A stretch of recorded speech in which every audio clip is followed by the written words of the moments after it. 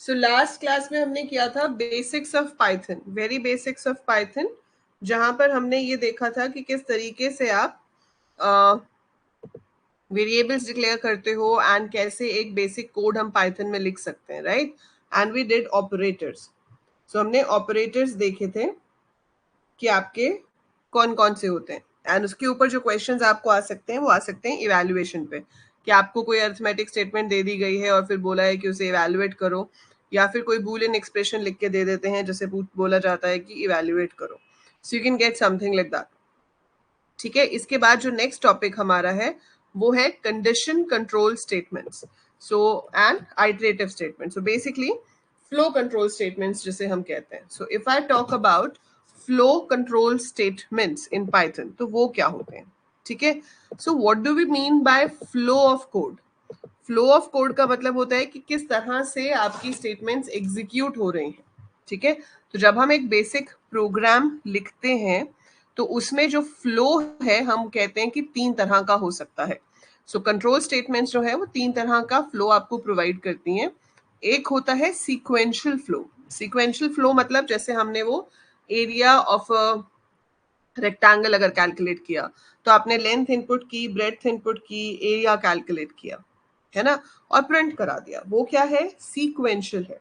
Sequential का मतलब क्या है कि एक के बाद एक सारी स्टेटमेंट्स आपकी एग्जीक्यूट होती चली जा रही हैं। So one after the another all statements are executed, so that is said to be sequential. ठीक है, उसके बाद आता है हमारे पास condition control, flow control. So condition control, like you have certain conditions to be checked. अगर ये कंडीशन ट्रू है तो ये करना है, अगर कंडीशन फॉल्स है तो कुछ और करना है। So we always have a condition जिसे हम चेक करते हैं और उसके बेसिस पे डिसाइड करते हैं कि कोई स्टेटमेंट्स एग्जीक्यूट होंगी या नहीं होंगी। And then you have iterative control.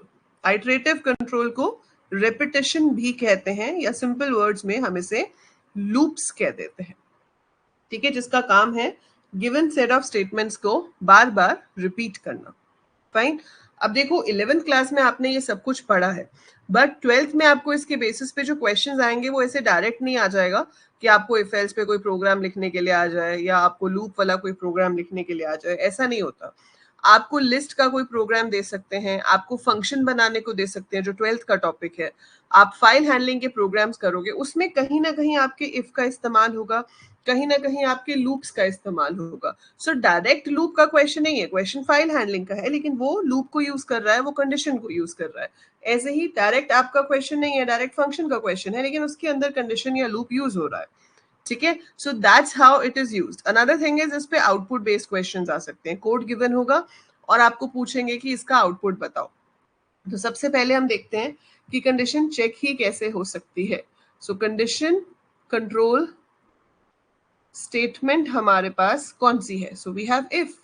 If को लिखने के 4 अलग अलग तरीके होते हैं आपके पास। एक होता है इंडिपेंडेंट इफ, जैसे कि आप अलग अलग इफ कंडीशंस दे सकते हो। उसमें क्या होगा, वो कंडीशन को चेक करेगा, अगर कंडीशन ट्रू है तो ये स्टेटमेंट्स जो आप टैप दे के लिखते हो, जैसे हम कहते हैं इंडेंटेड स्टेटमेंट्स, ये एग्जीक्यूट होंगी, और अगर कंडीशन फॉल्स है तो ये एग्जीक्यूट नहीं होंगी। दूसरा वेरिएशन हो जाता है कि इफ के साथ एक कंडीशन आती है, कोलन आता है, you have statements, you have else, and then you have statements. So अगर कंडीशन ट्रू है तो ये स्टेटमेंट्स एग्जीक्यूट होंगी, अगर यही कंडीशन फॉल्स है तो else के साथ दी हुई स्टेटमेंट्स एग्जीक्यूट होंगी। So one of the two statement block will be executed depending upon the condition. So that is if else, right? And बिल्कुल सही, elif ladder। elif ladder हम तब यूज करते हैं जब हमें पता होता है कि बहुत सारी कंडीशंस हैं, लेकिन नेक्स्ट कंडीशन सिर्फ तब चेक होती है जब पिछली कंडीशन फॉल्स हो। तो इसमें एलिफ आएगा, पूरा स्मॉल है क्योंकि कीवर्ड्स होते हैं, keywords are written in small letters. Elif space condition statements, elif आप जितनी मर्जी बार दे सकते हो एक कंडीशन के साथ, as many times as you want to give.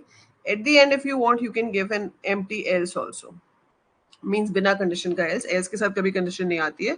तो अगर ऊपर वाली सारी कंडीशंस फॉल्स हुई तो जो लास्ट एल्स में लिखा है वो एग्जीक्यूट हो जाएगा।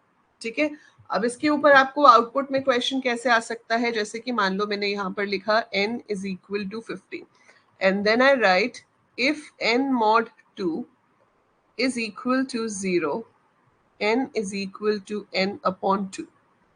Then I put another if and I write if n mod 3 is equal to 0, n is equal to n upon 3. I write another condition if n mod 5 is equal to 0, n is equal to n upon 5. और इस पूरे statements के बाद मैंने यहाँ n को print करा दिया। तो आप बताओ क्या वैल्यू प्रिंट होगी? What will be printed if I print like this?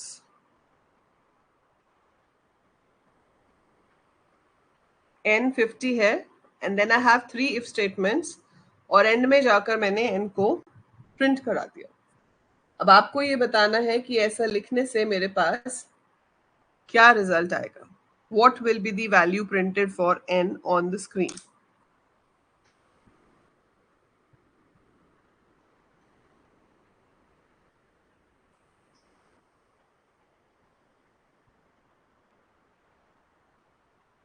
$25। चलो देखते हैं। सबसे पहले उसने ये कंडीशन चेक की, n चेंज होकर 25 हो गया, ठीक है, पर ये तीनों इंडिपेंडेंट इफ स्टेटमेंट्स हैं। इंडिपेंडेंट इफ का मतलब है एक के बाद एक ये सारे इफ चेक होंगे, फिर वो इस इफ को चेक करेगा। n mod 3 इक्वल टू 0, क्या ये ट्रू है? नहीं, ये ट्रू नहीं है, तो कुछ नहीं होगा। फिर वो इसको भी चेक करेगा, क्या ये ट्रू है? हाँ, ये ट्रू है। ये ट्रू है तो आपका फिर से वो 5 से डिवाइड हो जाएगा। इस टाइम पे n आपका 25 है, सो 25 3 से डिविजिबल नहीं था, 25 5 से डिविजिबल है, 10 नहीं बेटा, n चेंज हो चुका है ना, n मॉडिफाई होकर 25 हो चुका है, ठीक है। यहां पर जब आप चेक करोगे तो वो 25 मॉड 3 को चेक करेगा।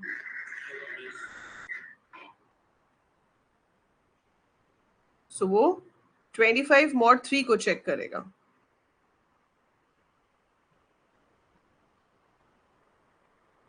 जो कि फॉल्स है।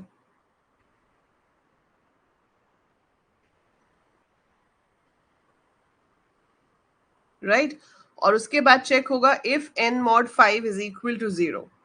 अगर ये ट्रू है तो n को 5 से डिवाइड कर दो, सो 25 अपॉन 5 दैट विल बिकम 5। सो अब जो वो प्रिंट कर देगा वो 5 होगा, सो it will be printing 5 over here, ठीक है। अब अगर ये यहां पर elif होता, इफ की जगह पर इफ elif, तो जब वो यहां पर कंडीशन को चेक करता n25 आता, उसके बाद ये आगे की दो चेक ही नहीं करता। सो वो नेक्स्ट कंडीशंस को चेक करने के लिए नहीं जाएगा, ठीक है। So it will not go to check further conditions. Since it will not check further conditions, तो आपका आंसर 25 आएगा। तो विदाउट elif आपका आंसर 5 आता, लेकिन अगर elif है तो आपका आंसर 25 आएगा। सो इस चीज को आपने बहुत ही ध्यान से देखना है, कंसिडर करना है when you are going to use conditions, ठीक है। तो आउटपुट क्वेश्चंस में इस तरह से आपको ट्रिक किया जा सकता है, right.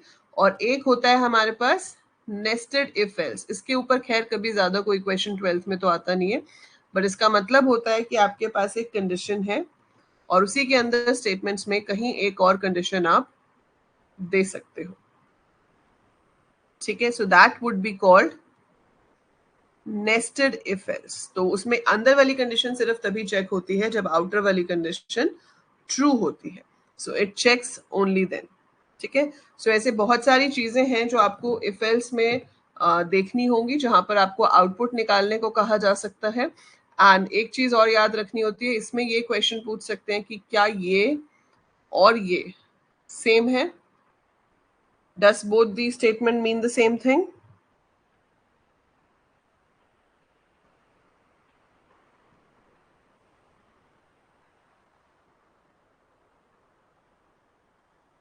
No. What is the difference?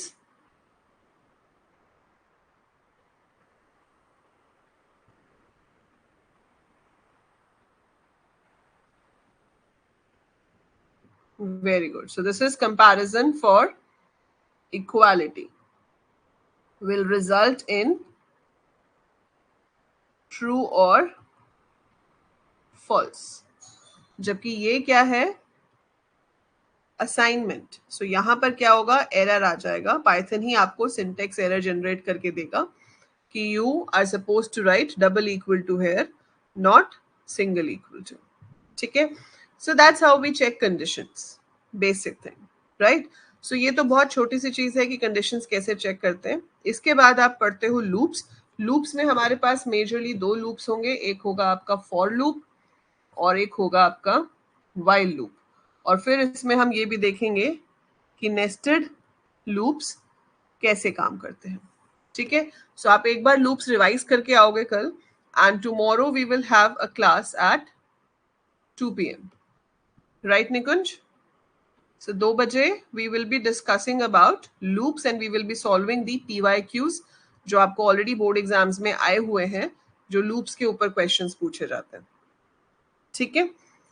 I'll message in the group also so that everybody else can also join tomorrow. Fine. Harshvardhan बेटा आप बाय कर सकते हो अभी भी. You can buy the course. Recorded lectures are there, but we will start live classes from the first week of August. 17th मई तक की है हॉलीडेज. वो तो खत्म होने वाली है फिर. चलो उसके बाद टाइम चेंज कर लेंगे. नेक्स्ट वीक तो है ना. Then we'll change the time.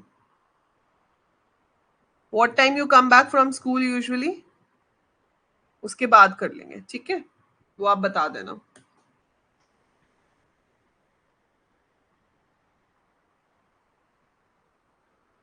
एक बार काउंसलिंग स्टार्ट हो जाए Harshvardhan, may be we can start mid of July also. ठीक है.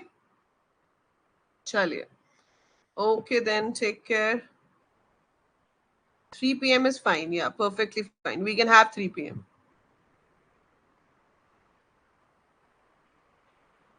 ठीक है. Okay.